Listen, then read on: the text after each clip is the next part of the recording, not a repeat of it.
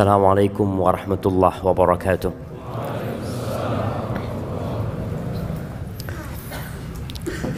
Alhamdulillah Rabbil alamin. Segala puji bagi Allah, Rabb, pemilik, pencipta, pengatur alam semesta ini.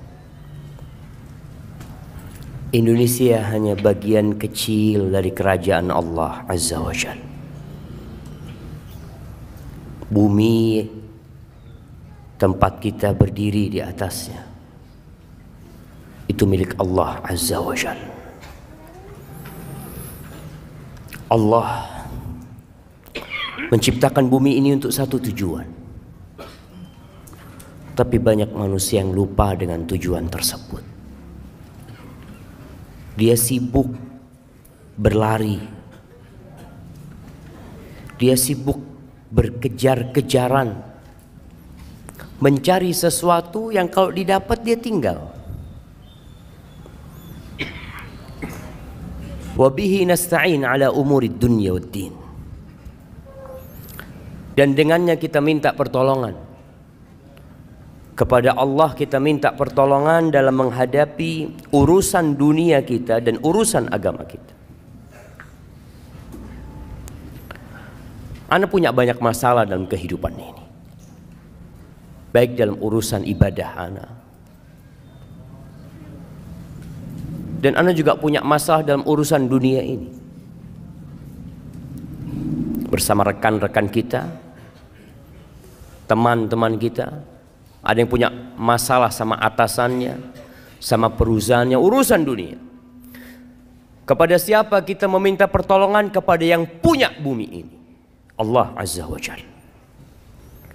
Mau urusan itu besar, urusan itu kecil, hanya kepadanya kita minta pertolongan. Wassalatu wassalam ala sayyidil mursalin wa imamil muttaqin qaidil ghurril muhajjalin sayyidina wa maulana Muhammad wa ala alihi wa ashabihi ajma'in.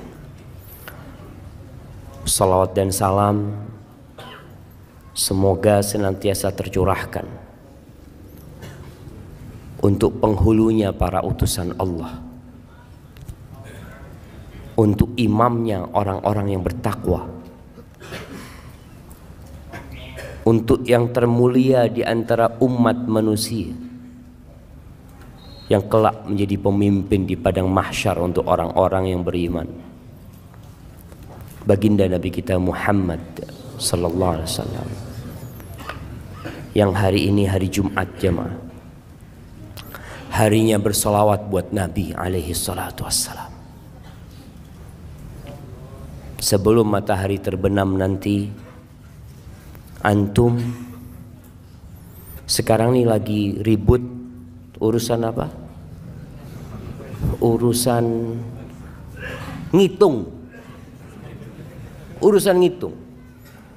Orang sibuk ngurusin ngitung suara 01 berapa, suara 02 berapa, biar mereka menghitung. Antum juga perlu menghitung. Hari ini antum berapa kali bersolawat buat Nabi sallallahu alaihi wasallam. Jangan sibuk mengikuti perhitungan itu, antum lupa ngitung sesuatu yang antum perlu. Karena kalau sudah matahari terbenam, masih waktunya solawat. Silahkan sampai kapanpun kita bersolawat kepada Nabi alaihi salatu wassalam. Tapi kita kehilangan keutamaan hari Jumat,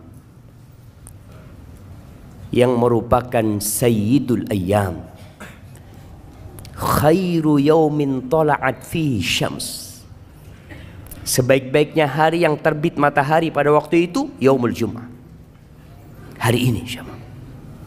Maka manfaatkan waktu yang ada untuk banyak bersalawat kepada Nabi alaihi salatu wassalam, kepada keluarga beliau, kepada istri-istri beliau, kepada putra-putri beliau, dan kepada para sahabat Nabi, yang terutama Abu Bakar Siddiq, Umar bin Khattab, Uthman bin Affan, dan Ali bin Abi Thalib radhiyallahu ta'ala anhum ajma'in. Amma ba'd. Jamaah rahimakumullah. Apa tema kita hari ini? Bekal di alam kubur. Sebenarnya semua sudah tahu. Apa sih yang harus kita bawa ke kuburan? Ketika antum dikasih tahu oleh ayah antum, nak, besok kita mau berangkat. Kemana ayah? Kita mau camping. Semua anak bawa bekalnya masing-masing. Bapaknya ngasih tahu, tempat camping kita becek. Tempat camping kita banyak ularnya. Tempat camping kita di sebuah lembah yang terkadang bisa jadi ada hujan dan akan banjir, akan tenggelam tempat itu. Ketika informasi ini disampaikan, kemudian besoknya berangkat, ada anak-anak yang tidak bawa bekalnya, dia tidak akan bisa menyalahkan orang tuanya. Ketika sampai sana dia nggak bawa tenda, sampai sana dia udah tahu nanti gelap gulita, dia nggak bawa penerangan, dia nggak bawa lampu. Salahnya siapa? Salahnya dia. Dan kalau bicara kuburan, kita udah tahu kuburan itu seperti apa. Antum berangkat ke kuburan, antum melihat sebuah lokasi yang sunyi, senyap, yang semua orang punya kapling sendiri-sendiri. Bahkan kalau sekarang ada orang yang kuburannya itu harus diperbaharui, sewanya tiap 2 tahun, bayar lagi. Padahal cuma 2 kali 1 meter, lobang yang sempit. Yang kalau kita berangkat ke sana, mungkin sebagian di antara antum pernah menggali kuburan. Antum bisa bayangin ketika gali kuburan itu. Ini tempat ana yang terakhir. Sebesar apa rumah yang antum miliki? Seindah apa antum membuat sebuah bangunan tempat tinggal antum sama keluarga antum? Tapi kita semua harus tahu, tempat balik kita sama. Mau orang paling kaya di muka bumi ini, mau orang paling berkuasa di Indonesia ini, jabatannya paling tinggi di negeri kita, presiden, yang sekarang semua berebut untuk jadi presiden, nanti akhirnya akan ada di lubang itu, sama dengan tukang sampah. Masya Allah. Dan rame-rame ketawa-ketawa di sana cuma. Anak izin minum dulu ya.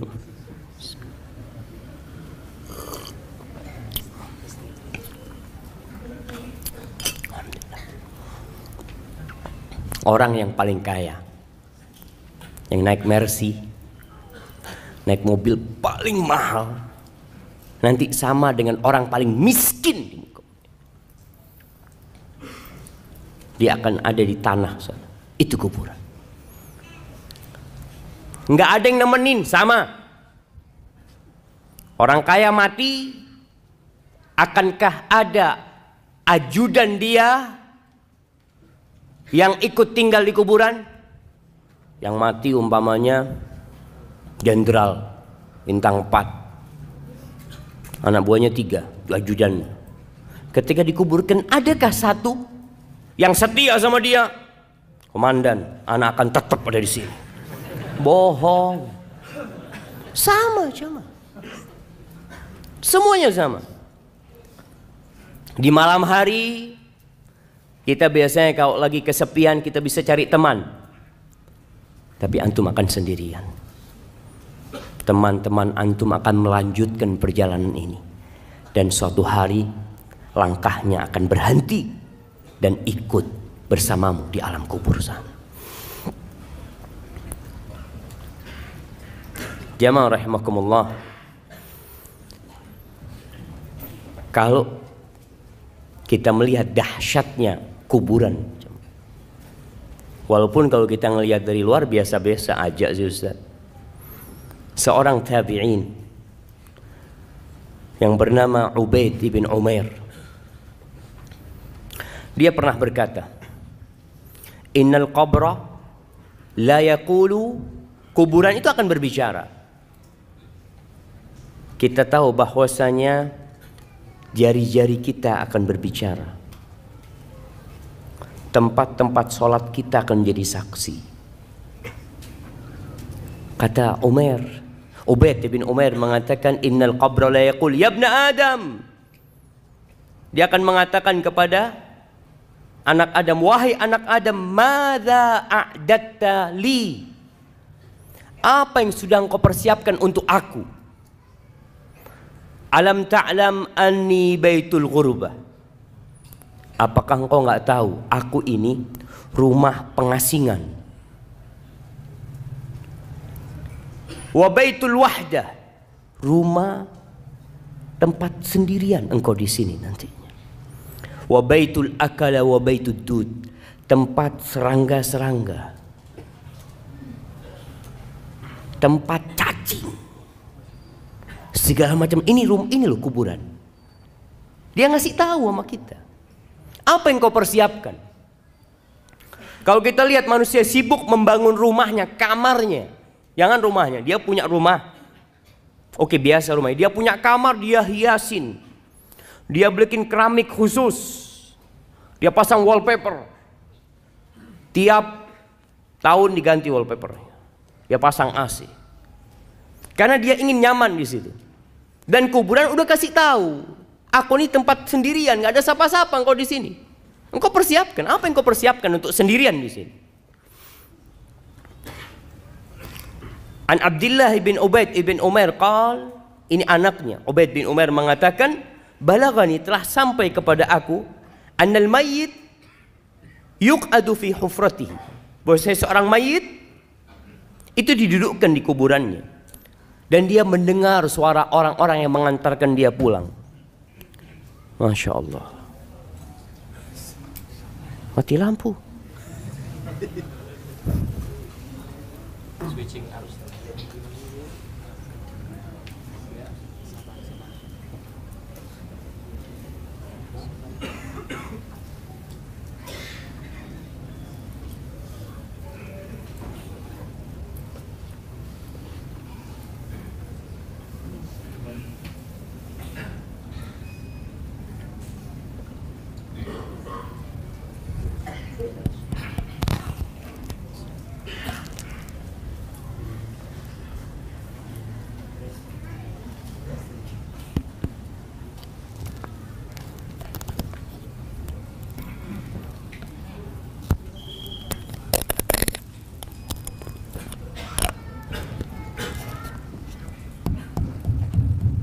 Masya Allah. Sampai mana? Sampai kuburan. Akhirnya kuburan itu berkata kepada orang yang ada di dalamnya, wayhak ibnu Adam, celaka engkau Adam, dengarkan niku. Alaysa qad hudzirtani wa hudzirta dhiqi? Engkau kan udah dikasih tahu, aku ini tempat yang sempit loh. Engkau tuh diperingatkan tentang aku, bahwasanya aku baunya busuk. Engkau udah tahu ini tempat yang menyeramkan. Hadza ma a'dattu laka, ini yang aku siapkan untuk engkau di sini di kuburan. Terus yang kau siapkan apa? Umar bin Abdul Aziz rahimahullahu taala, kita tahu seorang khalifah yang zuhud, yang sebelumnya dia orang yang kaya raya, yang mewah hidupnya, tapi di akhir hayatnya Allah berikan hidayah kepada Umar bin Abdul Aziz, sehingga dia menjadi khalifah yang adil, yang disegani, yang zuhud. Ketika menjadi pimpinan tertinggi umat Islam, awalnya dia hanya gubernur kota Madinah, kemudian jadi pemimpin tertinggi umat Islam pada waktu itu, yang ibu kotanya di Damaskus. Semoga Allah melepaskan Damaskus dari tangan orang-orang Syiah.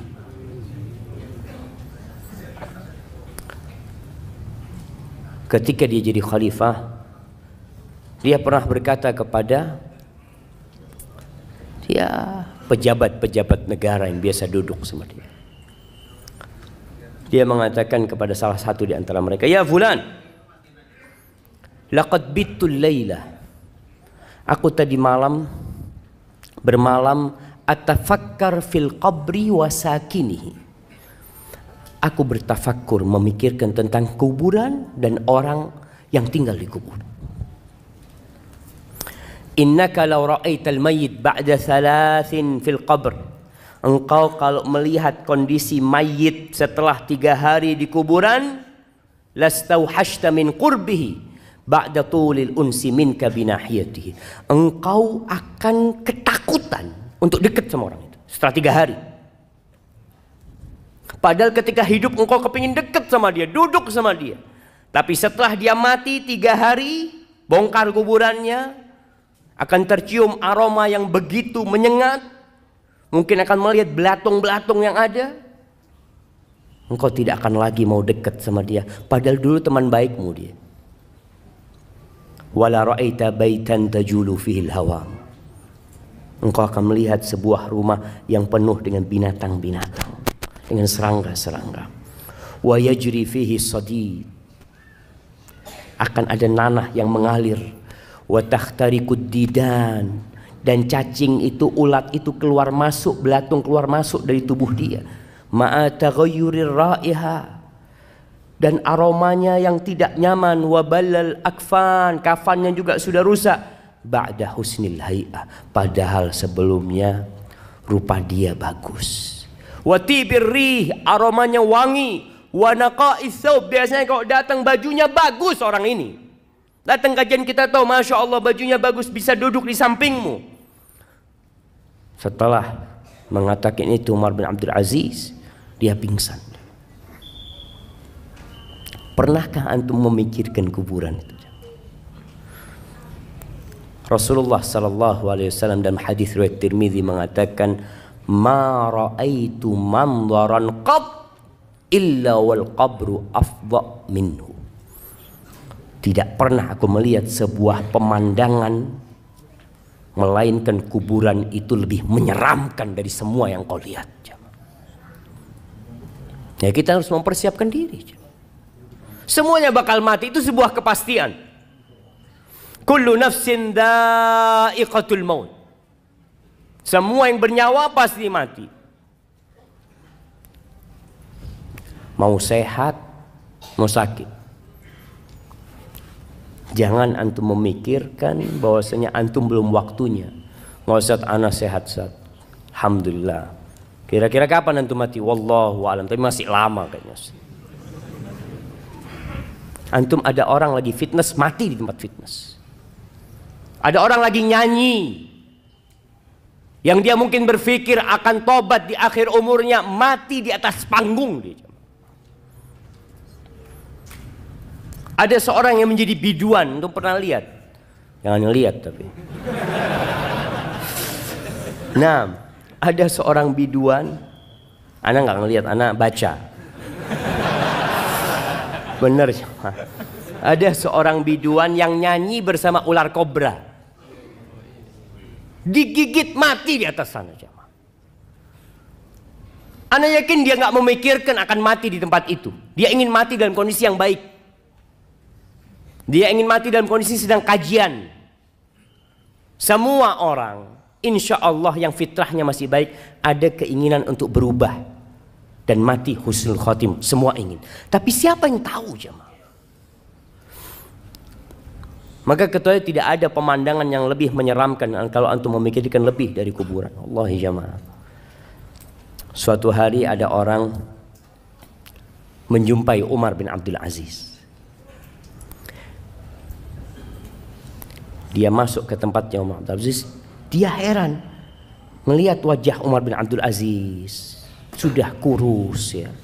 Yang dulu tampan, yang dulu segar bugar. Kelihatannya udah. Karena capek beribadah Umar bin Abdul Aziz dan ngurusin umat. Akhirnya orang ini takjub dengan pemandangan ini. Kenapa engkau kok kayak gini gitu dia. Apa kata Umar bin Abdul Aziz? Ya fulan, dia mengatakan, sekarang engkau heran melihat wajahku, kondisiku seperti ini. Gimana kalau engkau melihat aku setelah 3 hari dalam kuburan? Waqad kharajatil hadaqatan fasalata 'alal khaddain. Kedua mataku sudah ngelupas dari tempatnya. Keluar dari tempatnya, kemudian ada di pipi kedua mataku. Wa taqallasat asyafatani an asnan. Bibirku sudah ngelupas sehingga gigiku kelihatan. Wan fatahal fam, mulutku terbuka. Wa nata'al bat fa'ala sadr, perutku akan membengkak. Kemudian mungkin pecah menutupi dadaku. Wa kharaja sulbu minad dubur, dan tulang-tulang keluar dari dubur. Wa kharaja dud minal manakhir, dan engkau melihat belatung itu keluar masuk dari hidungku. Engkau akan lebih heran daripada apa yang kau lihat sekarang ini. Kalau antum harus memikirkan pemandangan itu. Kita ini sering tertipu. Apalagi anda lihat kadang-kala foto. Nih kamera-kamera tukang tipu semuanya. Antum kadang-kala foto kan ada pilihan macam-macam. Ada yang tambah putih, ada yang tambah ini, subhanallah. Antum coba pikirkan. Dan ada foto tambah tua sekarang. Iya. Coba antum memikirkan itu. Rasulullah sallallahu alaihi wasallam tiap hari, pagi dan petang, tiap sholat, beliau senantiasa berlindung dari azab kubur.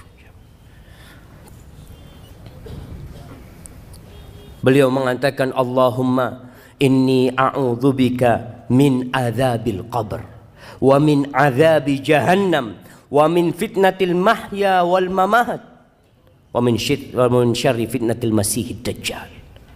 Terus berlindung karena beliau tahu urusan kuburan ini. Mungkin sebagian di antara kita baca tuh doa tapi tidak meresapi itu doa karena sudah menjadi rutinitas. Setelah membaca innaka hamidum majid, dia mengatakan Allahumma inni a'udzubika min azabil qabr. Antum bisa bayangin ketika antum menunjuk dan antum memikirkan kuburan, bagaimana ketika daging itu sudah ngelupas, ketika antum tinggal sendirian, nggak ada lagi yang peduli sama antum. Antum nggak bisa menambah amalan sedikit. Rasulullah sallallahu alaihi wasallam menggambarkan bagaimana ketika orang itu mati, kemudian dimandikan, kemudian ditaruh di keranda, wahtamalahar rijal ala a'naqihim, dibawa di atas keranda oleh lelaki-lelaki menuju ke kuburan. Apa yang terjadi dengan orang yang ada di dalam sana? Kalau dia orang yang soleh, yang dia sudah mempersiapkan kuburannya, yang dia sudah pasang AC di kuburannya, dia udah luaskan kuburannya, dia akan mengatakan qaddimuni, qaddimuni, kata dia, cepat letakkan aku di tempatku, segera. Karena dia tahu dia telah mempersiapkan kuburan dia. Wa in kana ghaira dzalik, tapi kalau orang ini bukan orang yang soleh, orang yang belum mempersiapkan kuburannya, yang dia sibuk mempersiapkan rumahnya di dunia, dia sibuk dengan jabatannya. Masya Allah, antum bisa melihat kesibukan orang berebut jabatan sekarang. Kalau lupa dia dengan kuburannya, orang itu akan berteriak mengatakan, ya wailaha, aina yadhhabuna biha. Celaka nih orang-orang, mau dibawa kemana jenazah itu? Mau dibawa kemana tubuhku itu? Kenapa? Karena dia tidak memikirkan kuburannya. Sebagian orang bangun kuburan, setelah mati dibangun kuburannya. Kuburannya dikasih atap. Ya, biar nggak kehujanan dalam ya. Kesian dibohongin bapaknya sama anaknya. Dikasih ini, ayah, anak belikan marmer yang bagus. Apa gunanya buat ayahnya? Antum harus pikirkan gimana ayahmu di dalam sana, luas kuburannya. Oh kalau gitu Ustaz, ana mau beli tanah 1 hektar lah buat kuburan ayah. Tetap kuburan ayah 1x2. Walaupun tanahnya 1 hektar. Tetap. Antum pikir orang-orang sekarang di Jakarta yang punya kuburan-kuburan besar, apa namanya? Sandiago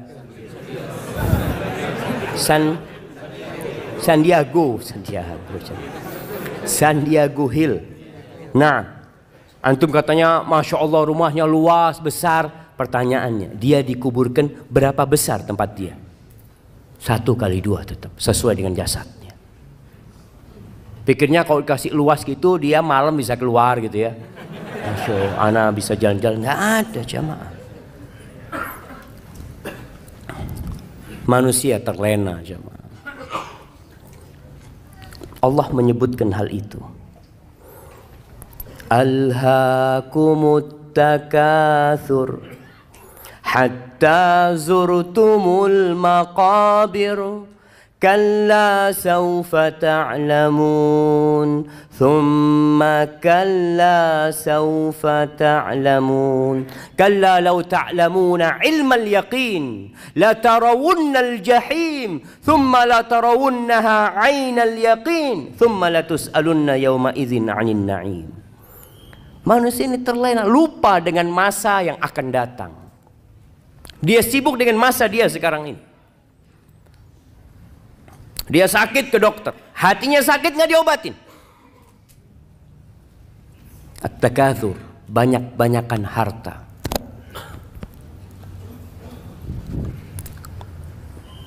Mencari kekayaan boleh, silahkan.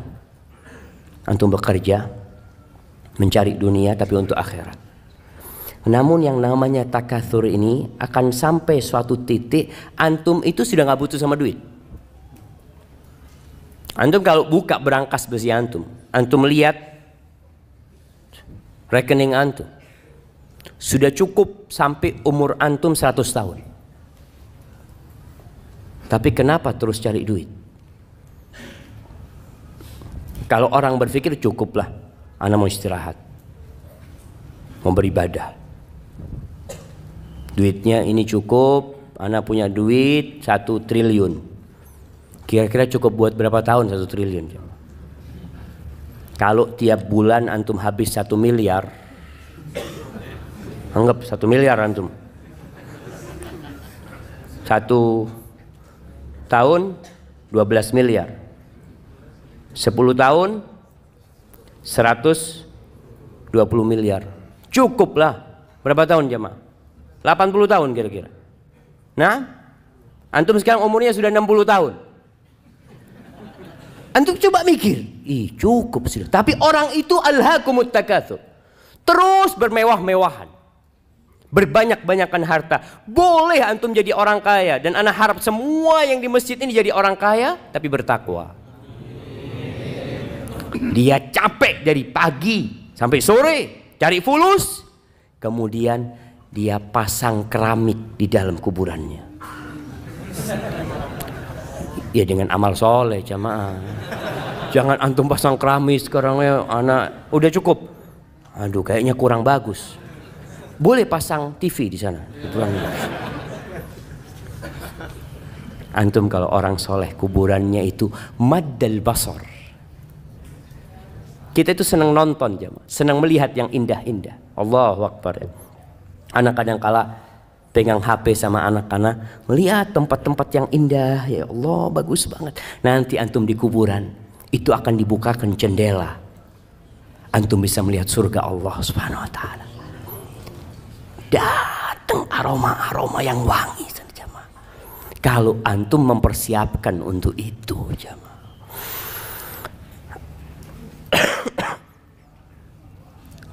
Yaqulu ibnu Adam,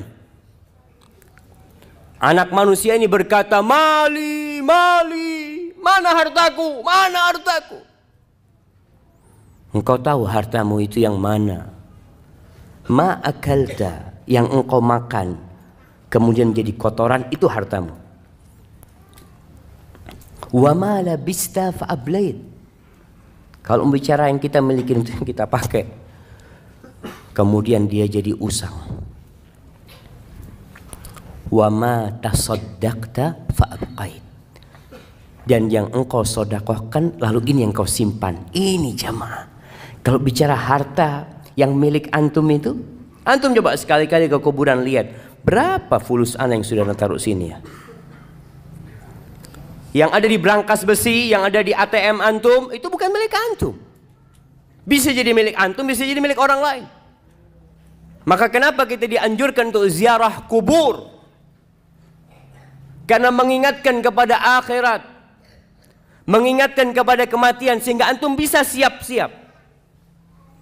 Antum kalau datang ke kuburan, antum berpikir, ana punya duit 100 juta. Ana sedekah baru 10 juta. 90 juta antum tinggal kalau antum mati. Amr bin As, sahabat Nabi yang menaklukkan Mesir. Sahabat Nabi yang memang masuk Islamnya agak terlambat, tapi perjuangannya untuk Islam setelah itu begitu dahsyatnya.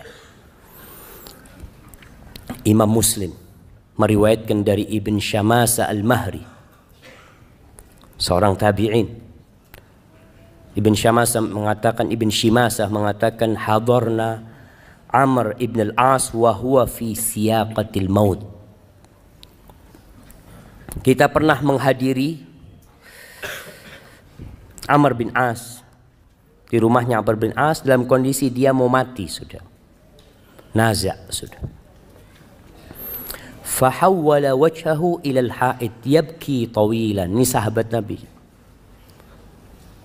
Dia menghadapkan wajahnya ke tembok. Ini orang-orang datang membesuk dia lagi sakit, dia malah menghadapkan wajahnya ke tembok, menangis yang panjang sekali tangisan. Wabnuhu Abdullah, anaknya bernama Abdullah bin Amr bin As. Sahabat Nabi salah satu yang banyak meriwayatkan hadis. Anak yang soleh, yang berbakti sama orang tuanya. Kita kadang-kala kalau punya anak soleh, oh insya Allah doakan abah nanti ya. Siap abah sudah mati, punya anak seperti kau. Lihat Abdullah Amr bin As. Dia punya anak, seorang sahabat yang soleh. Dia menangis panjang. Anaknya berkata kepada ayah, ma yubkik, apa yang membuatmu menangis? Wahai ayahanda, ama basyaraka Rasulullah sallallahu alaihi wasallam bikada, ama basyaraka bikada. Mulai disebutkan keutamaan-keutamaan abahnya. Bukankah Rasulullah SAW memberikan kabar gembira kepadamu tentang ini, tentang ini, tentang ini? Supaya abahnya berhenti menangis, supaya dia merasa senang dengan apa yang diucapkan oleh putranya. Apa kata Amr bin As? Qala wa huwa fi dzalika yabki wa wajhu ila al-ha'id. Qala thumma aqbala biwajhi. Terus bapaknya ini ngadep ke sana, tapi akhirnya menoleh kepada kita. Faqala, lalu dia memberikan wasiat kepada orang-orang yang ada di kamar itu. Inna afdal mimma tu'addu alayya syahadatu an la ilaha illallah wa anna Muhammadar Rasulullah sallallahu alaihi wasallam. Sesungguhnya yang paling mulia yang dipersiapkan untuk aku, yang aku persiapkan itu adalah syahadat la ilaha illallah dan Muhammad Rasulullah SAW. Ini memang bekal utama seorang untuk kematian. Man kana akhiru kalamihi la ilaha illallah dakhala al-jannah. Barang siapa yang akhir ucapannya la ilaha illallah, niscaya masuk surga. Ini bekal yang utama. Tahu Amr bin As dengan hal itu. Walakinni, tapi dia cerita masalahnya aku ini beda. Aku punya masalah dalam kehidupan ini. Qad kuntu ala atbaqin salas. Aku itu hidupku ini di 3 fase. Fase yang pertama, dia cerita, qad ra'aituni, aku telah melihat diriku, ini orang yang suka menghisap dirinya, dia akan sibuk dengan kesalahan dirinya daripada dengan kesalahan orang lain. Dia akan disibukkan dengan menambal kekurangan-kekurangan dirinya daripada dia menambal kekurangan orang lain. Amr bin As tahu dengan dirinya. Dia bercermin. Maka dia mengatakan, qad ra'aituni, aku telah melihat diriku, ma minan nasi min ahadin abghad ilayya min Rasulillah SAW. Di fase yang pertama itu, tidak ada satu manusia yang lebih aku benci daripada Rasulullah SAW. Bagaimana bencinya Amr bin As kepada Nabi SAW. Wala ahabbu ilayya min an astamkina minhu fa'aqtulahu. Dan bagaimana ambisiku pada waktu itu bisa membunuh Nabi SAW. Falau mittu ala tilka tabaqah lakuntu min ahlin nar. Andai kata aku mati dalam fase itu, niscaya aku jadi penghuni neraka, pasti sudah, kata dia. Kemudian di fase kedua, thumma ja'alallah al-islam fi qalbi. Kemudian Allah memberikan hidayah kepada aku, menjadikan Islam di hatiku. Lihat bahasanya, Amr bin As mengatakan, Allah yang bagi Islam sama aku. Jangan merasa antum telah berbuat baik sama Allah Azza wa Jalla. Jangan merasa seakan-akan, oh alhamdulillah ana ini gara-gara ana Ustaz, alhamdulillah masjid ini jadi bagus. Ana yang punya peran besar, masjid ini jadi ramai jamaahnya. Jangan bilang seperti itu. Katakan Allah Azza wa Jalla yang memberikan hidayah kepada orang-orang sehingga datang ke rumah Allah ini. Fa'ataitu Rasulullah SAW. Lalu aku mendatangi Rasulullah SAW. Liubayi'ahu, untuk berbaiat kepadanya. Dia berbaiat, menyatakan masuk Islam, mengucapkan janji setia kepada Nabi SAW. Faqultu ubsut yaminak ya Rasulullah. Ketika aku datang menyumpai Nabi SAW, aku mengatakan, ya Rasulullah, berikan tangan kananmu kepadaku. Fabasata yadahu. Nabi SAW memberikan tangannya kepada aku. Thumma inni qabattu yadi. Tapi ketika itu nggak jadi. Aku menarik tanganku. Nggak jadi bersalaman dengan Nabi SAW. Faqala malak ya Amr. Kenapa engkau? Kok engkau urungkan niatmu? Faqultu aradtu an ashtari. Aku mau kasih persyaratan. Ini orang mau masuk Islam mau kasih persyaratan. Subhanallah. Kenapa? Dia tahu siapa dirinya. Dia tahu kejahatan-kejahatan yang pernah dia lakukan. Maka Amr mengatakan, ditanya sama Nabi SAW, tashtaritu madza?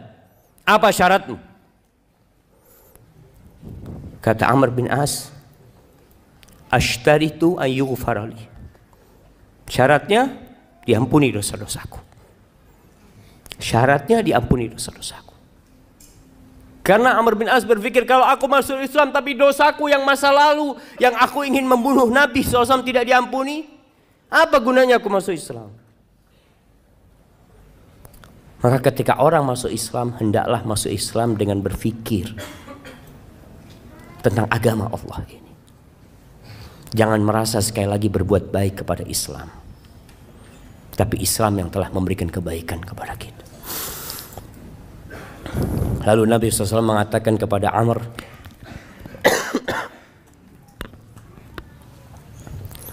Ama alimta ya Amr, anna al-Islam yahdi ma kana qabla. Wahai Amr, apa engkau enggak tahu kalau seorang dengan masuk Islam, semua dosa-dosa dia dihapuskan. Wa annal hijrata tahdi ma kana qabla, dan hijrah itu menghancurkan dosa-dosa masa lalu. Hijrah dengan fisiknya, hijrah dengan hatinya. Dosa-dosa masa lalu dia selesai. Wa annal hajj yahdi ma kana qabla. Haji itu juga sebuah amalan yang menghapuskan dosa-dosa yang sebelumnya. Lalu Amr bin As menyebutkan tentang dirinya lagi. Faqad ra'aituni, setelah itu aku melihat diriku, ma minan nasi ahadun ahabbu ilayya min Rasulillah SAW. Wala ajallu fi aini minhu. Enggak ada orang yang lebih aku cintai daripada Nabi SAW. Enggak ada orang setelah itu yang lebih aku agungkan daripada Nabi SAW. Walau su'iltu wala ajallu fi aini minhu. Di mataku enggak ada orang yang lebih agung, yang lebih wibawa daripada Nabi SAW. Andai kata ada orang minta kepada aku agar aku mensifati, menceritakan bagaimana wajah Nabi SAW, ma'ataktu, aku nggak bisa. Kalau diminta, gimana sih wajah Nabi SAW, aku nggak akan bisa. Padahal Amr bin As ini orang yang cerdas, sampai dikenal dahiyatul Arab. Dia orang pinternya orang Arab. Tapi kalau ditanya gimana wajah Nabi SAW, aku nggak bisa mensifati. Kenapa? Li'anni lam akun utik an amla aini ijlalan. Aku nggak pernah melototin melihat wajah Nabi SAW sebagai bentuk penghormatan aku kepada Nabi SAW. Falau mittu ala tilka tabaqah, kalau aku mati pada fase itu, rajautu an akuna min ahli jannah. Aku berharap aku menjadi penghuni surga. Fase pertama masuk neraka, kalau mati di fase kedua, ia berharap dia. Tidak mengatakan dia akan menjadi penghuni surga. Rajaut. Seorang mukmin ketika beribadah kepada Allah antara takut dan harap. Harap-harap cemas. Aku berharap kalau aku mati pada waktu itu, kita itu jemaah kepingin mati dalam kondisi taat. Antum berharap mati dalam kondisi sedang sholat, sedang ngaji, sedang baca Al-Quranul Karim, sedang umroh. Sebagian orang berangkat umroh kepingin tidak balik lagi supaya dia dicabut nyawanya di sana. Tapi tahu-tahu sampai Jakarta lagi. Astagfirullah, sampai Jakarta lagi. Iya, ada orang yang kepingin karena mati husnul khotimah. Harapannya seperti itu ketika mati dalam kondisi berihram. Thumma wullina asya' ba'd. Setelah itu, ini yang aku takutkan. Setelah meninggalnya Rasulullah SAW, kita dikasih kekuasaan. Ini buat para penguasa, para pejabat, apa saja kekuasaanmu. Biasanya orang kalau duduk di jabatannya mulai berubah. Yang awalnya di soft pertama, akhirnya jadi imam buat orang-orang masbuk. Jadi imam dia, tapi khusus buat orang-orang masbuk. Allahu Akbar. Wulitu asya' ba'd falastu adri ma ana fiha au ma hali. Aku nggak tahu kondisi aku ketika aku menjabat. Jadi gubernurnya Mesir Amr bin As. Subhanallah. Amr bin As ini jamaah. Kalau antum baca sejarah Amr bin As, pada waktu menyerang Mesir, di perjalanan itu dia berhasil menghadang rombongan anaknya Muqawqis, raja Mesir pada waktu itu. Putrinya itu dikirim ke Palestina untuk menikah dengan salah satu raja Romawi. Nama putrinya Romunusa apa? Dengan emas, dengan macam-macam dikirim untuk ke sana karena sudah dinikahkan. Ketika ditangkap oleh Amr bin As, Amr bin As itu mengatakan kepada para sahabatnya, kalian ingat Raja Muqawqis itu pernah kirim hadiah buat Nabi kita Sallallahu Alaihi Wasallam. Pernah kirim bagla. Bagla itu campuran antara kuda sama keledai. Kasih hadiah buat Nabi, bagla yang bagus. Dan mengirimkan seorang budak, Maria Al-Qibtiyah. Gimana menurut kalian kalau kita balas kebaikan raja itu agar tahu dengan kebaikan Nabi kita Muhammad SAW? Itu dibalikin rombongan itu ke Mesir aja. Jadi banyak kebaikan Amr bin As radhiyallahu ta'ala. Maka dia mengatakan, aku nggak tahu kondisi aku ini gimana sekarang. Fa idza ana mittu fala tashabni naihatun wala nar. Kalau aku mati, tolong nggak ada wanita-wanita yang meratap, yang menangis-nangis, yang menemani aku ke kuburan, yang mengantarkan aku ke kuburan. Wala nar, nggak ada api-api untuk memeriahkan orang mau mati, dimeriahkan. Kadangkala pasang mercon atau apa, nggak ada. Faida dafantumuni, kalau kalian telah menguburku, fasunnu alayya turab sannan, itu debu kalian timpakan kepada aku. Ya, jangan keras-keras maksudnya Amr bin As. Sudahlah, kalian ratakan aku dengan tanah. Faida farautum min qabri, kalau selesai kalian mengubur aku, famkuthu inda qabri, kalian jangan pulang dulu, kata Amr bin As. Dia tahu gimana kondisi di kuburan. Dia bakal sendirian, dia bakal ditinggal sama semuanya. Tapi dia minta famkuthu inda qabri qadra ma yunharu jazur wa yuqsamu lahmuha. Tolong kalian ya tetap di kuburan sebentar lah.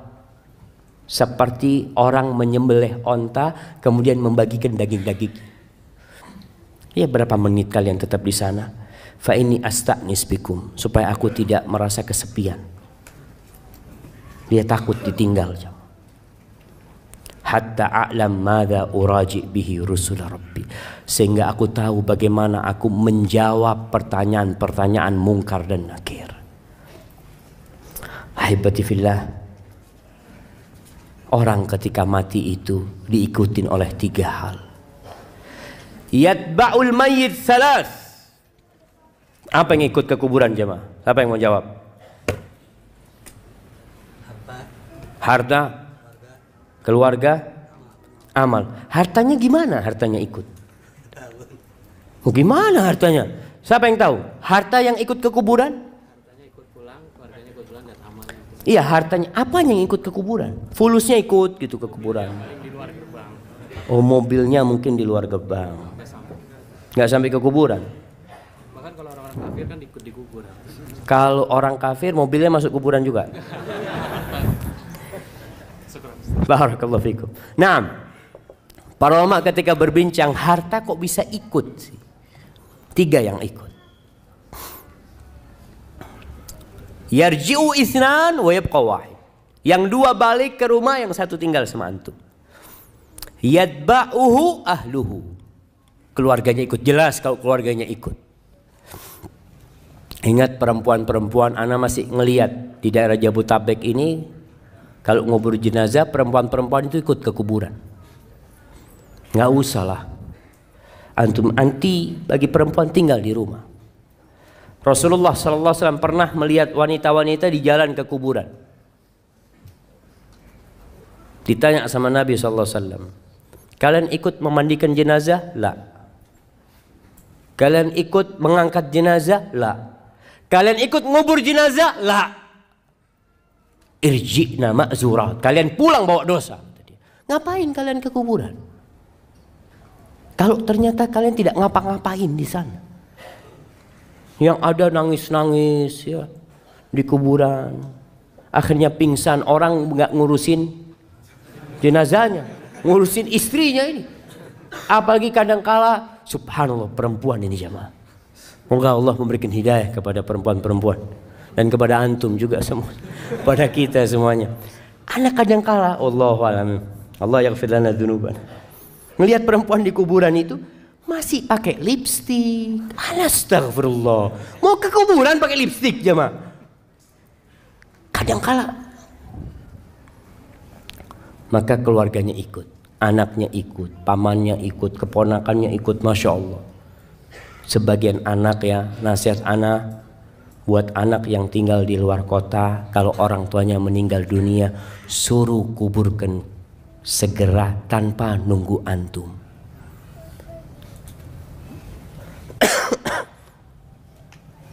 Itu sebagai bentuk kebaktian antum sama orang tua. Antum kadang-kadang mengatakan, enggak, anak ingin mengucapkan salam terakhir. Selesai, enggak ada salam terakhir, sudah mati. Seharusnya engkau dampingin orang tuamu sebelum mati. Jangan ketika dia mati disuruh nunggu anaknya 24 jam. Anaknya di luar pulau, Ditunggu padahal sudah meninggal, tempat dia bukan di muka bumi ini lagi. Selesai, katakan kuburkan orang tua anak.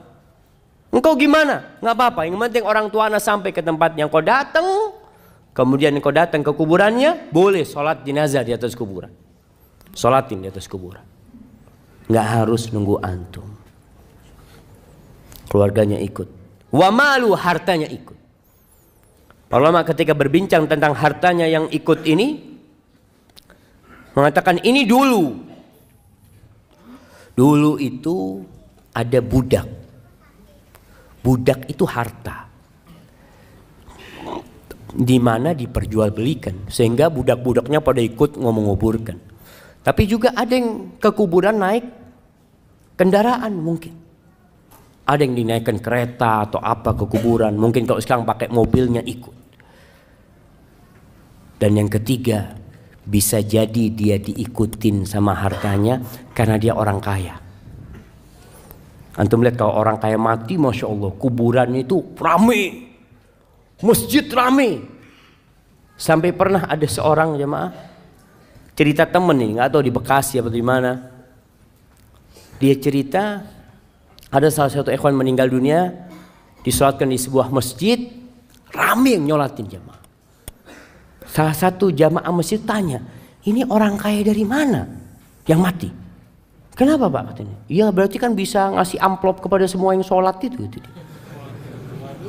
Subhanallah. Nggak tahu itu di mana jamaah. Ada yang pernah sholat jenazah dapat amplop?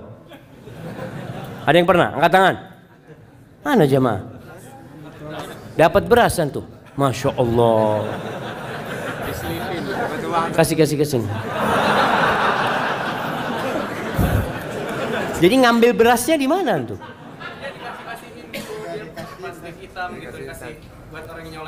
Buat orang yang nyolatin, Masya Allah. Ada yang dapat fulus? Masya Allah. Dapat berapa tuh? Dapat berapa? 50? 30, Masya Allah. Kasih hadiah. 30. Antum terima?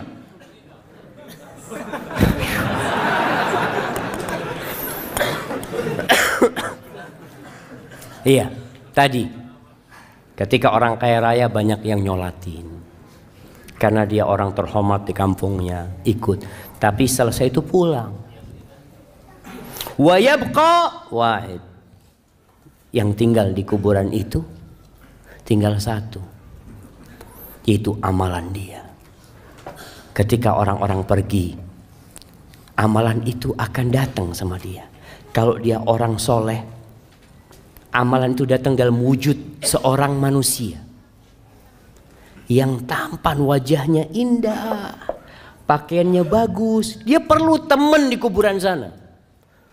Lalu ditanya sama orang yang sudah di kuburan, man anta? Wajhuka alladhi ya'ti bil khair. Wajahmu ini wajah orang baik gitu loh.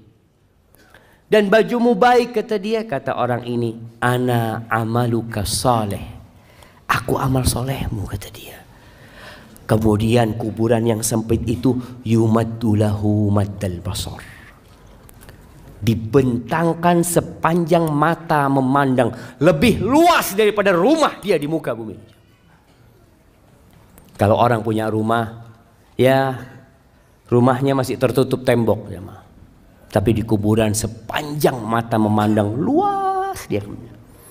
Kemudian dibukakan tadi jendela, dia melihat ini tempatmu di surga, kata dia. Lalu orang soleh ini akan mengatakan, dauni, biarkan aku kasih kabar kepada keluargaku supaya nggak nangis lagi mereka sudah. Kata dia, engkau tinggal di sini, selesai sudah urusanmu dengan dunia. Tapi kalau amalnya amal soleh, amal toleh, amal buruk, sama juga akan diam di situ. Datang seorang dengan wajah yang menyeramkan, dengan aroma yang busuk. Lalu orang ini di kuburan melihat orang itu ketakutan, mengatakan, man anta? Kamu siapa kamu? Wajahmu wajah yang mendatangkan keburukan, aromamu busuk. Apa kata orang ini? Ana amaluka toleh. Aku amalanmu. Engkau dulu yang beramal aku seperti ini. Lalu kuburan itu disempitkan buat dia.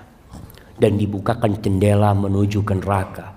sehingga datang kepada dia panasnya neraka itu. Lalu orang ini mengatakan, Rabbi la tuqimis sa'a, ya Allah jangan didirikan kiamat ya Allah. Karena dia tahu kalau kiamat terjadi maka dia akan masuk ke sana. Ahibati fillah, apa yang perlu kita amalkan agar kuburan kita jadi raudhatun min riyadil jannah, dari taman-taman surga, menjadi sebuah taman yang indah.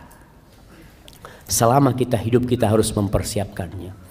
Maka secara global semua amal soleh, jadilah antum orang yang semangat mengamalkan semua amal kebajikan.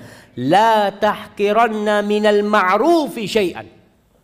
Jangan pernah meremehkan amal soleh walaupun kecil menurut antum.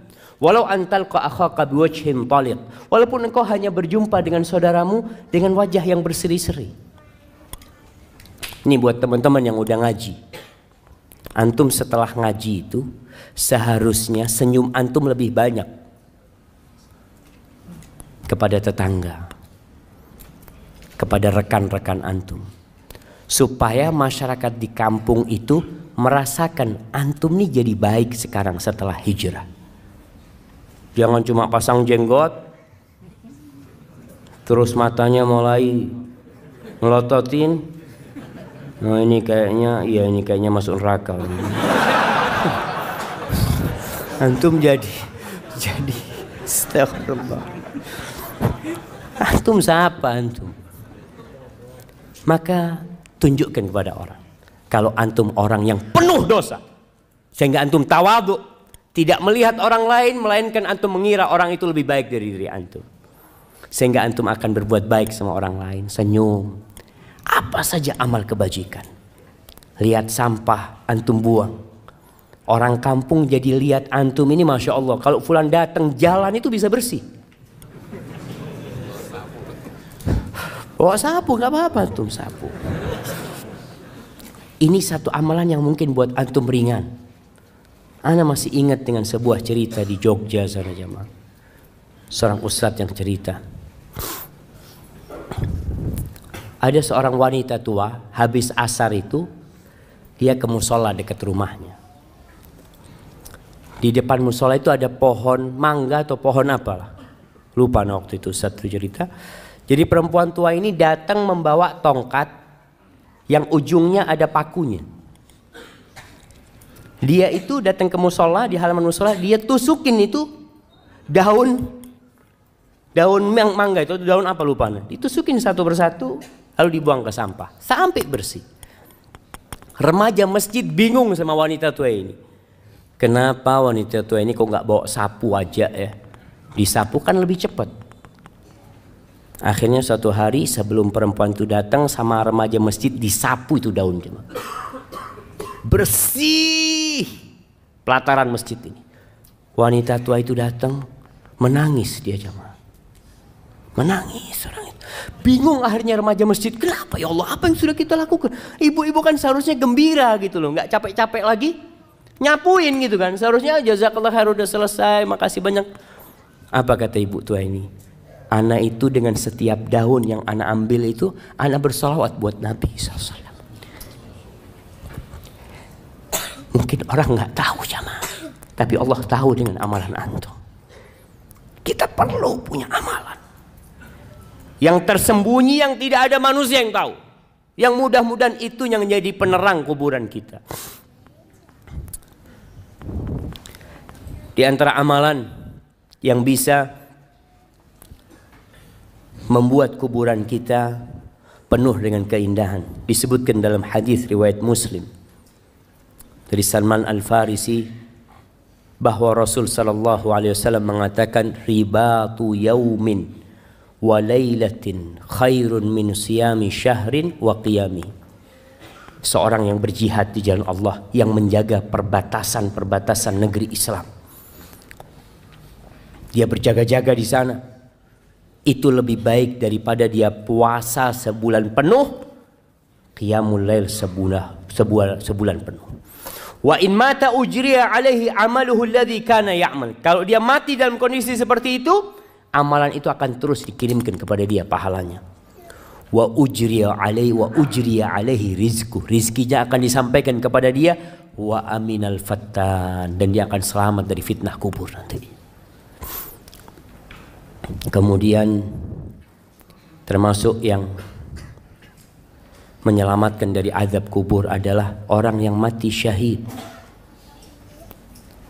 di mana dia tidak akan difitnah di kubur. Cukup pedang-pedang yang terhunus yang mungkin menyebabkan dia takut dan kaget, itu menjadi fitnah dia di dunia, sehingga di kuburan dia akan diselamatkan.